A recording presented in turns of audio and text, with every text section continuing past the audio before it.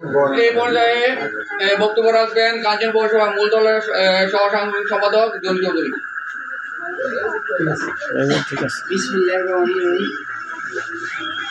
সর্বপ্রথম আমি শ্রদ্ধা ভরে স্মরণ করছি শহীদ প্রেসিডেন্ট জিয়াউর রহমান সাহেবের। দ্বিতীয়ত আমি শ্রদ্ধা ভরে অন্তরস্থল থেকে স্মরণ করছি বিএনপির প্রতিষ্ঠাতা সদস্য আব্দুল মতিন চৌধুরী সাহেব। এখন আমি ধন্যবাদ জানাচ্ছি এবং কৃতজ্ঞতা জ্ঞাপন করছি আল্লাহর কাছে, যিনি আমাকে আপনাদের সামনে দুই চারটি কথা বলার জন্য সুযোগ করে দিয়েছেন। আমরা এই জায়গাতে কেন উপস্থিত হচ্ছি আপনারা সবাই জানেন, ইতিমধ্যে অবগত হয়েছে। মুস্তাফিজুর রহমান দিবু ভূঁইয়া সাহেব উনি মনোনয়ন পেয়েছেন দল থেকে, ওনাকে জয়ী করার জন্য এবং আমাদের ওই মশাপুর ওয়ার্ডে 2/3 ভোট দিয়ে ওনাকে কিভাবে জয়যুক্ত করতে পারি সেই চেষ্টা করতে হবে এবং সেইভাবে পরিশ্রম করতে হবে, ওনারা উঠায় নিয়ে আসতে হবে। এই লক্ষ্যে আমাদের যা যা করণীয় তাই করতে হবে।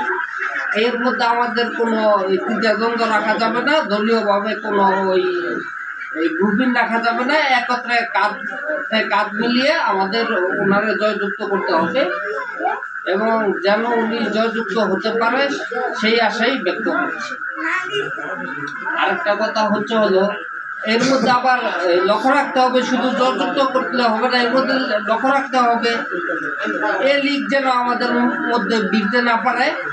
ওদের দূরত্ব রাখা আমাদের কাজ করতে হবে, ওদের সাথে হট্টগোল করে না, ওদের প্রেশার ক্রিয়েট করে না, ওদের রাখা আমাদের ওয়াতে আমাদের দলীয়ভাবে যেভাবে শৃঙ্খলা থাকে, দলীয় শৃঙ্খলা বনা হয় সেইভাবে কাজ করতে হবে, যেন দলীয়ভাবে আমরা কোনো তোষারোপের মধ্যে না পড়ি।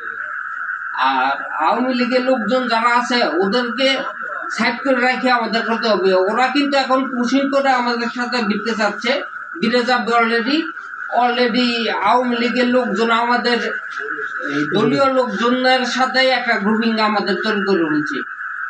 এর মধ্যে আমরা যে মূল ধারা লোকজন আছি ওরা এক পথে চলতেছি, কিছু সংখ্যক লোকজন আছে আমাদের এখানে যে উল্টা পথে চলতেছে।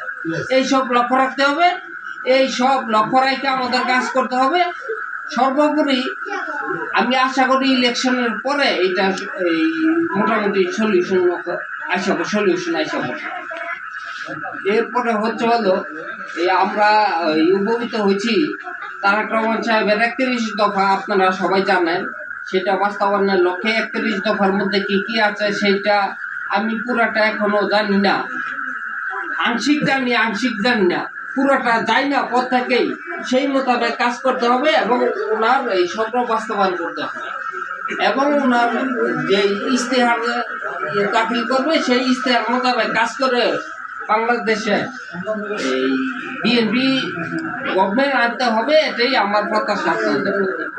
তারপরে সর্বোপরি বলি, আমাদের মোস্তাফপুরে এমনিতেও এই মতিন চৌধুরী সাহেব থাকতেই বিএনপির ঘাঁটি ছিল, এখনো আছে, আমি বিশ্বাস করি ভবিষ্যতেও থাকবে। কিছু আওয়ামী লীগের তখনও ছিল, এখনো আছে। ওরা আমাদের নিজেদের মধ্যে এই সুর ঢুকে একটা ওই সরকারের মতো একটু গুড় লাগাই দিয়া যেই সমস্যা করছিল, এটা আপনারা সবাই জানেন, ওই রকমের পরিবেশগুলো করার চেষ্টা করতেছে। এই দিক থেকে আপনারা সতর্ক থাকবেন এবং নিরাপদ দূরত্বে থাকবেন। এইসব চিহ্নিত করে প্রয়োজনে ওদের পানিশমেন্ট দিবে।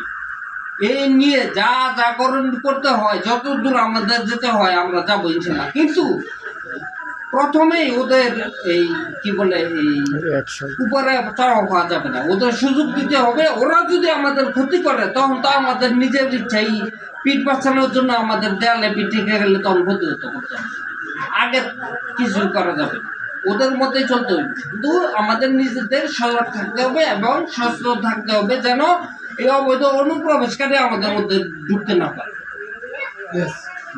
এরপরে হলো